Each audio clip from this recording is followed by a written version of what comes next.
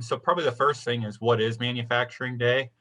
Manufacturing Day is a national event that's kind of built up to hopefully show the reality of modern manufacturing careers by encouraging a lot of businesses to open up their doors to educational institutions, various community members, community leaders, students, parents, and that sort of thing. In the country, we've seen a big shortage of workforce, and in the next decade, the manufacturing industry alone estimates about a $4 million or a 4 million person job kind of deficit. And so what we're trying to show is, get the youth in there and get them interested about the manufacturing sector and show them that there is high skill, high tech, high paying careers available.